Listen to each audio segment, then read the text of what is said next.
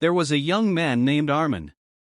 He lived in a small town, in a single-room house made of bricks and hope. Every morning, he woke up to the same view: a cracked ceiling, an old fan, and sunlight sneaking in through a broken window.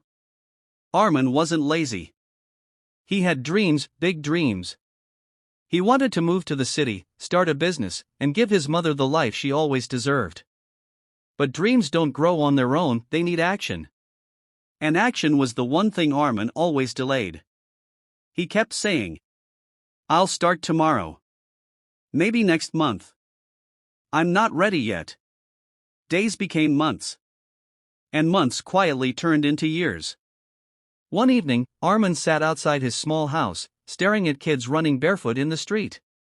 He thought about how quickly time moves. One day you're dreaming, and the next day, you're still in the same place. That night, his mother sat beside him and said softly, "Beta, small steps can take you farther than big dreams."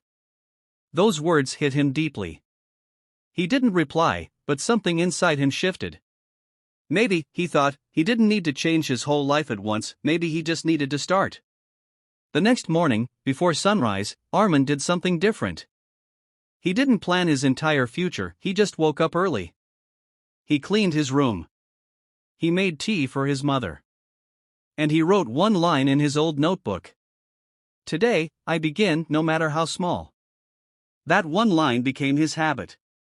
Every day, he wrote something new. Find a new skill. Save 50 rupees. Help someone today. At first, it felt useless, like these small actions didn't matter. But something was changing inside him. A few months later, Arman gathered his small savings and moved to the city. The city was loud, fast, and merciless. He applied for dozens of jobs, no one hired him. He didn't give up. Instead, he started working at a small tea stall, earning just enough to survive. He used that job as his classroom. He watched how people talked, how business owners made deals, how confidence worked. Every night, he read books under a streetlight. He didn't know it then, but those nights were building his future foundation. One evening, while cleaning tables at the tea stall, an old man named Mr. Raymond sat down. He was kind, quiet, and had a smile that felt like wisdom. Mr. Raymond watched Arman work for a few days and then said, "You work hard, but do you believe in your work?" Arman didn't understand. The man continued, "Hard work without belief is like walking with your eyes closed. You'll move, but you'll never know where you're going." Those words stayed in Arman's mind for days. He realized small steps only work when taken with purpose. Mr. Raymond ran a small printing shop nearby. He offered Arman a part-time job and said, "Learn everything you can, even if no one pays you for it." Arman accepted.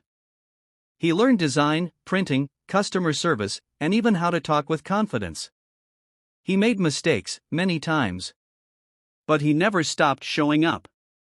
Each day was a small step, a drop of effort that slowly filled his bucket of success. After 2 years of hard work, Arman decided to start his own printing business. He had little money and huge fear. The night before launching, he sat alone on his rooftop and thought, "What if I fail? What if no one comes?" But then, he remembered his mother's words. "Small steps, Beta. Just take one." He smiled and said to himself, "Tomorrow is not my day, today is."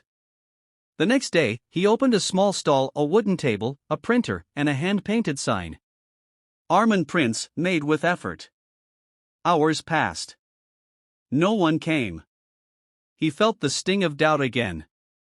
Then, a young boy walked in and asked to print his school project. Arman smiled and did his best.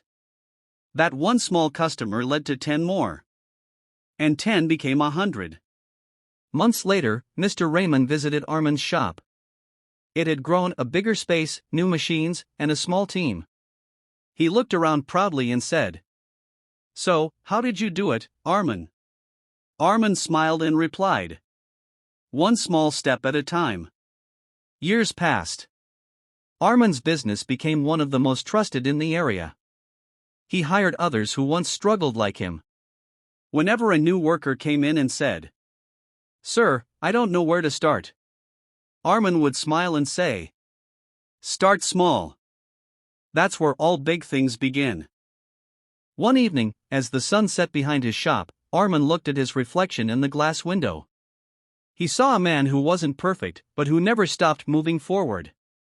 He whispered to himself, "It wasn't luck. It wasn't talent. It was the power of small steps."